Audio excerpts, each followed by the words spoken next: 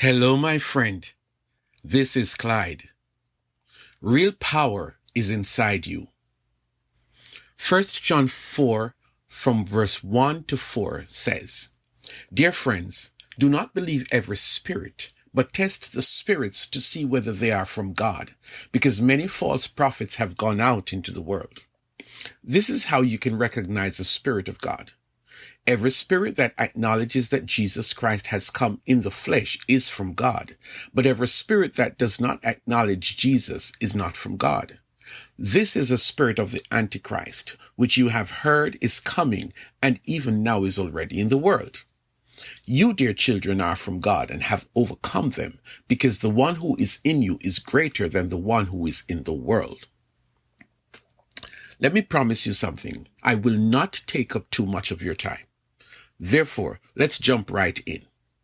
Do you know that you are the most important feature of the world? Here is the reason for saying so.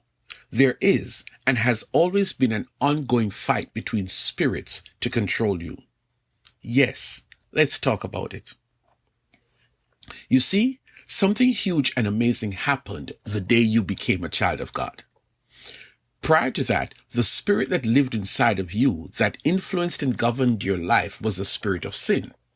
Everyone was born with this spirit, which explains why each of us think bad thoughts, say bad things, and do bad actions, otherwise called sin.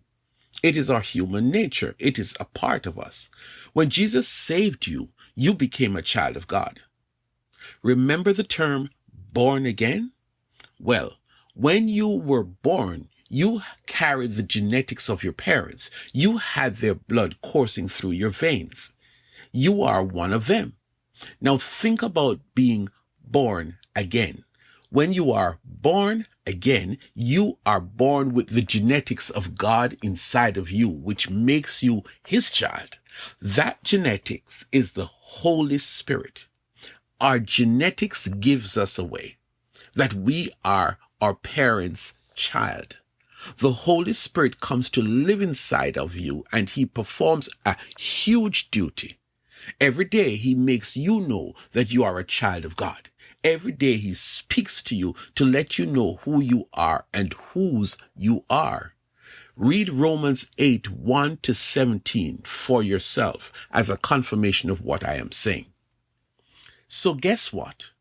If when you were born, you came with the spirit of sin, and when you were born again, the Holy Spirit comes and lives inside you, then there is bound to be a fight between these two spirits. There is going to be an ongoing fight as to who controls you. So here is what is going on. The writer says that in your daily activities, you are going to come in contact with good and bad spirits, and he tells you how to recognize them. Let us say you go to a family reunion of your father's side of the family. There are cousins there that you have never met, but over this weekend you plan to get to know them, as many of them as you can. How will you know them? Well, first of all, they are at the reunion. Okay? But that's not all. You can recognize some of them by how they look. And in your interaction, you are likely to see some peculiarities that are common in your father and his siblings. It's the same way in the life of a child of God. You might meet someone and soon you will know that that person is a fellow child of God, maybe by the way they behave or speak. But the writer says, don't just take the externals for granted. Test the person. Test what is inside the person. If their speech match with their external, if they honor Jesus as Lord, then that's one of us. If they cannot declare that Jesus is from God, they are not one of us. That person is controlled by the Antichrist, that spirit that doesn't stand up for godliness. Please know that there are many people in your community who are governed by the evil spirit of sin. You ought to recognize them. Now we come to the clincher, The last verse of the passage says, "You, dear children, are from God and have overcome them, because the one who is in you is greater than the one who is in the world." He is saying that you, the born-again person, you are God's child. And as a result of who you belong to, you know that you are more powerful than the person who is controlled by the evil spirit, the devil. How does he know that? Why does he say that? I am so glad you asked that important question. I have waited for this moment. The answer is because the one who is in you is greater than the one who is in the world.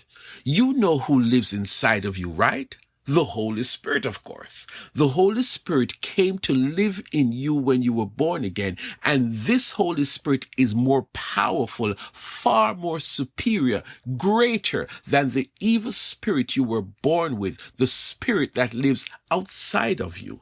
In other words, when you face moments with the idea of committing a sin or not, the Holy Spirit who lives in you is the more powerful one. And if you listen to him, if you follow what he tells you, then you will be a winner every time you're faced with sinful opportunities. Right about now, you must be jumping out of your seat.